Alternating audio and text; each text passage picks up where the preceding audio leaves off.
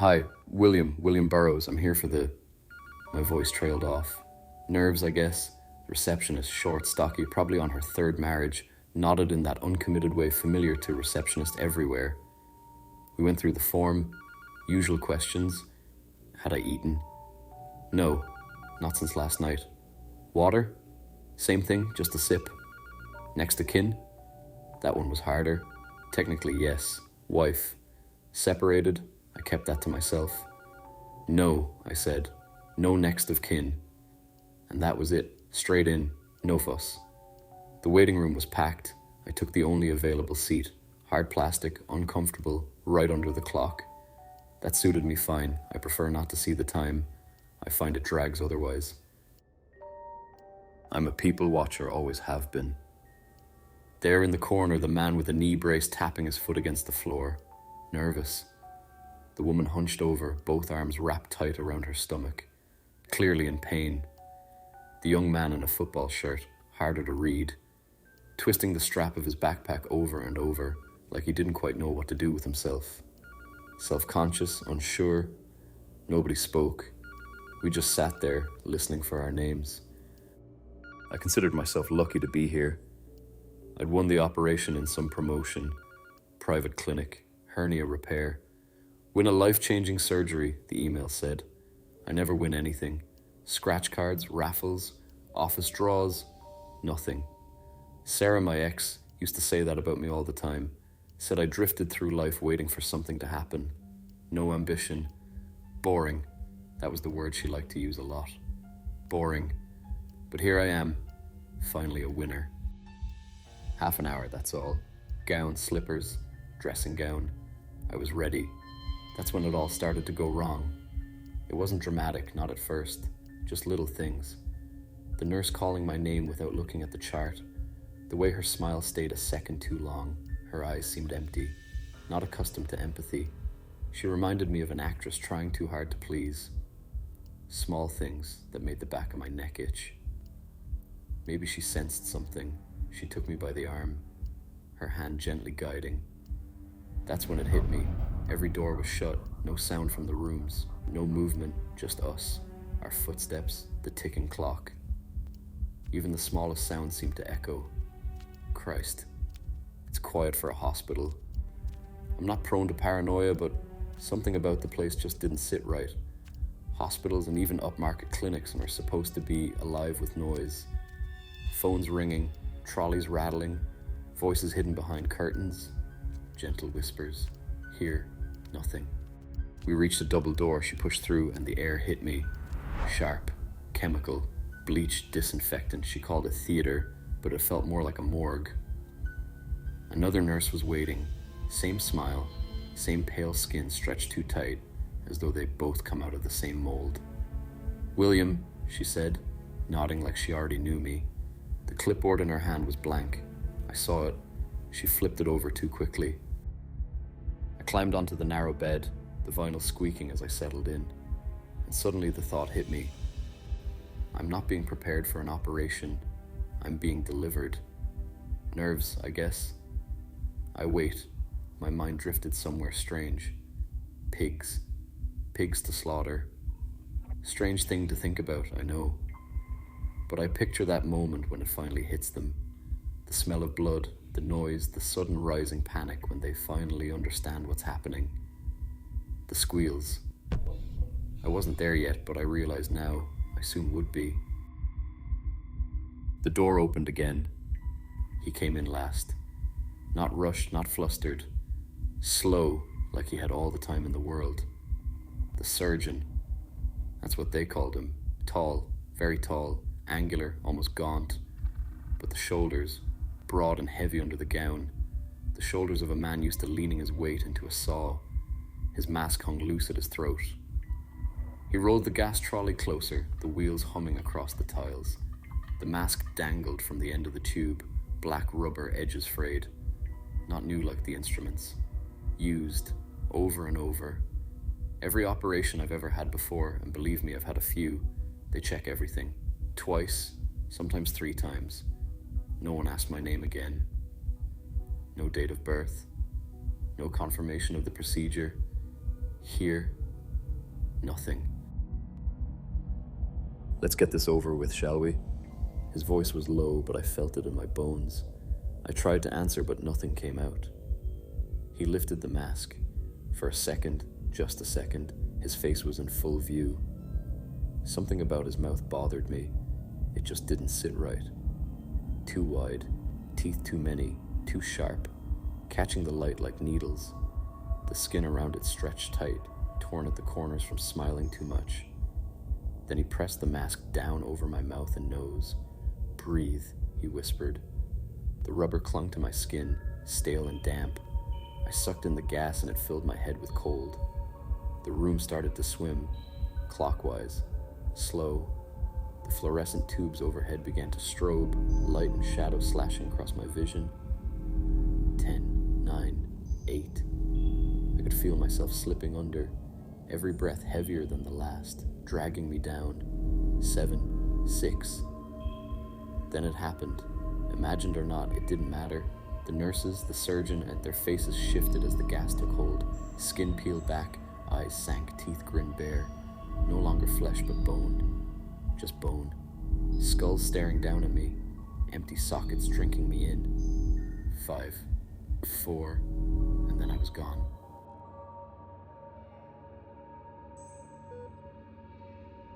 I woke to the sound of a monitor. Steady, mechanical. Not a comforting sound, more like a metronome keeping time with my pulse. My mouth was dry, tongue thick like cotton. The air reeked of disinfectant, sharp enough to sting the back of my throat.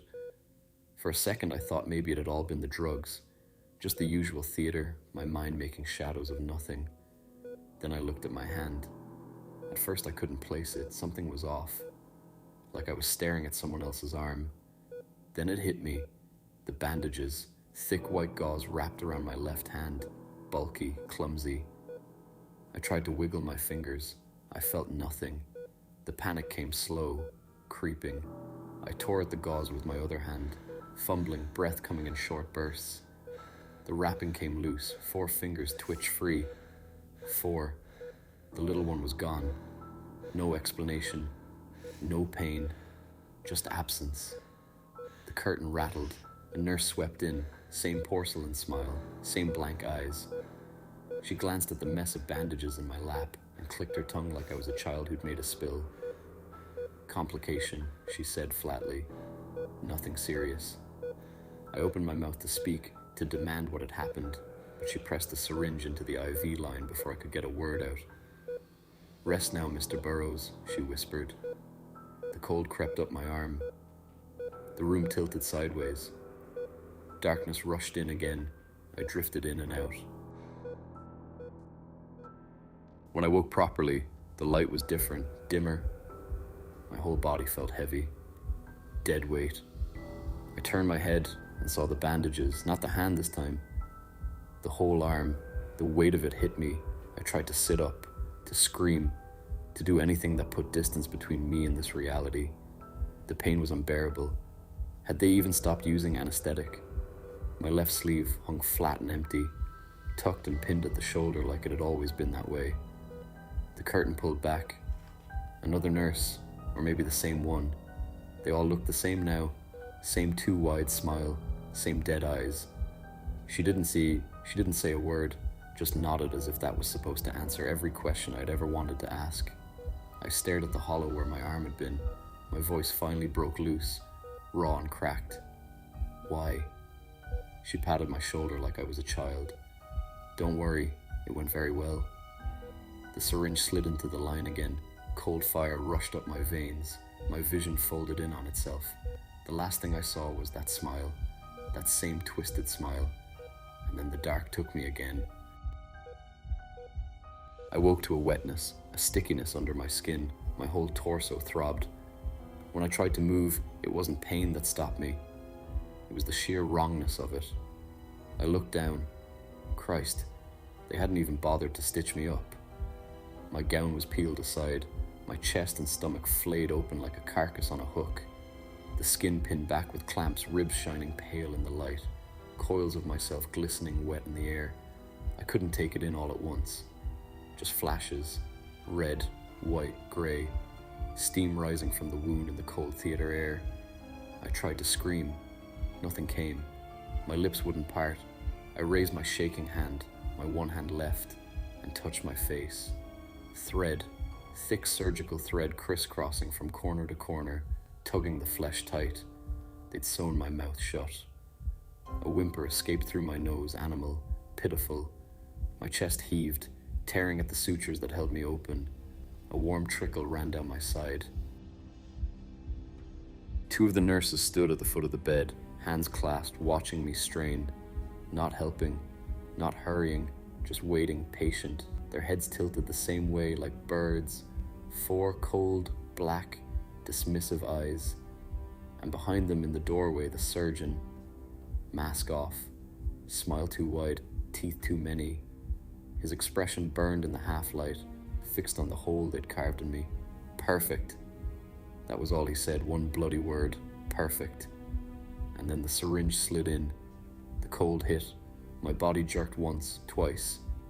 The world fell away. I came round slow this time. No lurch, no sudden gasp. Just a steady pull upward, like something wanted me awake. The first thing I felt was the ache. My chest tight, stitched together, the tug of thread with every shallow breath. Someone had patched me, zipped me back into myself. My mouth was free, lips cracked and raw where the sutures had been. Then I smelled it, not bleach, not iron, something underneath it all, thick, sweet, rotting. I opened my eyes. It wasn't theatre anymore. A ward. I couldn't tell if it was the same one or not. Row after row of beds stretching into the dark. Figures in each one, bandaged, strapped down, tubes feeding in and out. Some were missing arms, others legs. One man lay open to the ribs, chest cavity stitched back tight, his skin grey and waxy. Another's eyes were gone, sockets packed with gauze, lips moving soundlessly. A woman across from me had no jaw at all, just a bandaged stump where her face used to be. Off to one side, the freezers. Long metal cabinets against the far wall, humming low, each with a small red light, each marked with numbers. Cold storage. That's when it clicked. I wasn't here for an operation. I was stock. This so-called hospital was nothing more than a living storehouse. They weren't keeping us alive out of mercy. They were keeping us alive because we were useful. As long as the heart beats, the parts stay fresh. Every so often, the doors at the end of the ward would swing open. A bed swheeled across the tiles, carrying another poor bastard away. Some came back, others didn't. Sometimes hours later, sometimes minutes, the staff would return with trays, stainless steel stacked with sealed packages, labeled, tagged, still steaming faintly in the cold air. And Christ, the staff. I stopped thinking of them as nurses or doctors. No scrubs, no masks, just skeletons in blue gowns, bare bone grinning where faces should be. The skeleton crew. The phrase popped into my head, and I laughed. I couldn't help it, a raw, cracked bark that made the stitches in my chest tug and burn. Nobody joined in, nobody even looked. That's when I noticed him. Not one of them, not one of us either. He moved along the edge of the ward, slow, deliberate, pushing a mop that didn't seem to touch the floor. Grey overalls stained dark at the knees, head down, face borrowed. The skin didn't quite line up with what lay beneath it, shifting slightly when he moved, as if it had been taken from somewhere else and never made to fit. He stopped beside one of the freezers, ran a hand along the metal, almost gentle, like he was checking something that mattered. That's when I saw the markings properly, not just numbers, tallies, scratch in, layer over layer, rows and rows of them, counting, not patients, not bodies, units. He drifted on, dragging the mop behind him, leaving no trail, passing bed to bed, pausing just long enough at each one, as if making note. When he reached me, he lingered. I felt it then, not fear, not pain, assessment, like I was being weighed without scales, measured without touch. His head tilted slightly, and for a second I thought he might speak, might explain it all, but he didn't. He simply carried on, and that's when I understood. This wasn't just a place, it was a system, a supply. And somewhere beyond these walls, something was demanding it. Regular, reliable. Where had they all come from? Not just me, not just this ward. Rows of us. Dozens. Accidents happen, people slip through the cracks. But this didn't feel like chance. I looked at them properly then, what was left of them. Not random, not at all. The man 2 beds over whimpered once, then went still. A skeleton glided over, checked his pulse, and wheeled him away. Just like that. No fuss, no quarter, and I lay there, stitched and trembling, waiting for my turn on the tray. I waited. That was all I could do. Wait and watch, praying for something to break the routine. It came one night in the form of screaming, not from the ward, from outside. Tires shrieking, the bone-jarring crunch of metal on metal. Then another and another, a chain reaction, a pile-up. The ward doors burst open and the skeleton crew flooded out, clattering like insects disturbed in their nest. Trolleys squealed, crash kits rattled past, movement sharp, urgent, fresh stock. That was my moment. I picked at the tape holding the drip lines to my skin. Careful, slow. If I pulled too hard, the alarms would scream. I eased the needles out one by one, teeth clenched, sweat running cold down my neck. The monitor stayed quiet. I hit the floor hard. Breath punched out of me. For a second I couldn't work out why I hadn't landed on my feet. Then I looked back, one leg gone, the whole thing, wrapped stump below the hip, neat and tight. I lay there panting, heart hammering, no time to think. I rolled onto my stomach and dragged myself forward on my elbows, nails clawing at the tiles, inch by inch, toward the exit. The corridor yawned ahead, the double doors stood open, light spilling in, and beyond that, night air, freedom. I crawled, blood smearing from my stitches, gown trailing behind me. Every scrape of my body across the floor sounded deafening in my ears. But the chaos outside swallowed it. Screams, sirens, the groan of twisted steel, and then the threshold. Cold air hit my face, real air, not the chemical stench of the ward. I dragged myself through, out, into the night. The asphalt burned cold against my skin. I'd made it as far as the highway, dragging myself through gravel and glass until the roar of engines drowned everything else out. Headlights cut through the dark, horns blared. Somewhere, someone was shouting. I lay there, staring up at the sky. Funny what comes back to you. Not the pain, not the fear. Her, the last thing she said before she left. Standing in the doorway, coat on, keys in hand, looking at me like she'd already gone. Truth is, she'd left long ago. We both had. You don't even try anymore, William. I told her she was wrong. Of course I did. Easier than admitting it. Easier than doing anything about it. No next of kin. That's what I'd said. I almost laughed. All this time I thought I had nothing to lose. Turns out I was right. The sky spun slowly above. The noise faded. Hands on me, lifting. Voices close, controlled. A mask pressed to my face, clean air. I turned my head. The driver shifted in his seat. Grey overalls. And when he turned, that face, borrowed.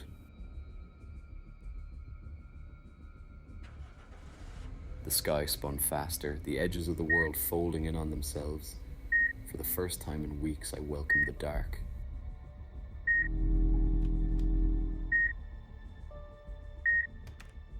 Hi, Daniel. Daniel Reeves.